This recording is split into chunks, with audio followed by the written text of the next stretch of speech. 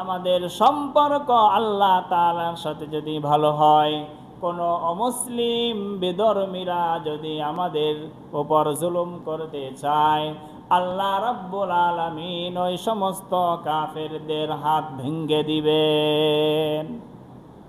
এই জন্য আল্লাহ তাআলার সাথে আমাদের সম্পর্ক ভালো করতে হবে। বন্ধুগণ,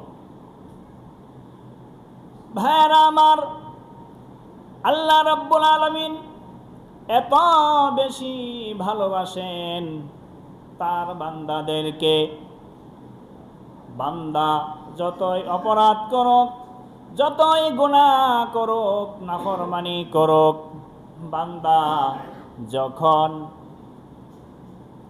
আল্লাহ তাআলার ঘরে এসে আল্লাহ তাআলার কুদরতের পায়ে সেজদা দেওয়ার জন্য দাঁড়িয়ে যায়, আল্লাহ রাব্বুল আলামিন ওই বান্দা যতই নাফরমান হোক পুরাপুরি মনোনিবেশ করেন ওই বান্দার দিকে আল্লাহ পাক। সুবহানাল্লাহ।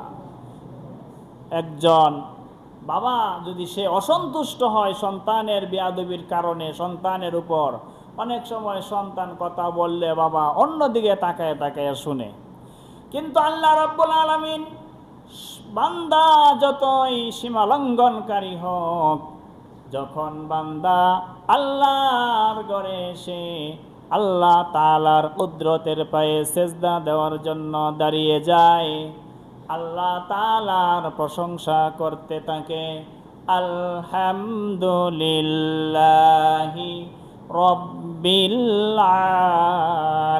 আলামিন। নামাজে দাঁড়িয়ে তাকবীরে তাহরিমা বলে আলহামদুলিল্লাহি রব্বিল আলামিন।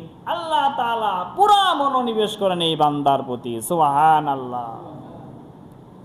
আল্লাহ তাআলা মনোনিবেশ করেন বান্দার প্রতি, এমন মনোনিবেশ করেন যে যারা চক্ষুষ্মান তারা এটা বুঝতে পারে।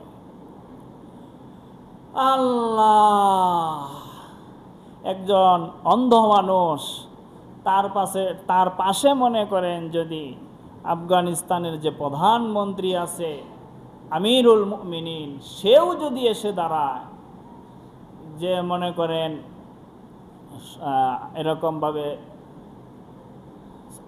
মক্কা শরীফ, মদিনা শরীফের ইমাম সাহেব, কাবা শরীফের ইমাম সাহেব, সেও যদি তার সামনে এসে দাঁড়ায়, অন্ধ, সে দেখতে পারে না, সে তো কোনো উপলব্ধি তার মাঝে আসবে না, কারণ সে দেখতেছে না, বুঝতেছে না।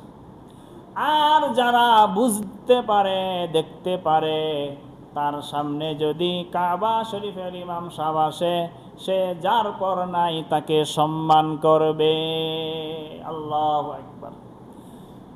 আমরা যখন নামাজে দাঁড়াই, আলহামদুলিল্লাহি রব্বিল আলামিন পড়ি, আল্লাহ তাআলা প্রতিটা কথার জবাব দেন। সুবহানাল্লাহ।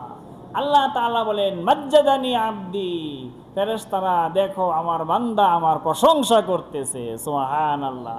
আমরা বলি আলহামদুলিল্লাহি রাব্বিল আলামিন, আল্লাহ তাআলা বলে দেখো আমার বান্দা আমার প্রশংসা করতেছে। এইটা যারা আল্লাহ তাআলা যাদের চক্ষু দিয়েছেন তারা এটা অনুধাবন করতে পারে, দেখতে পারে।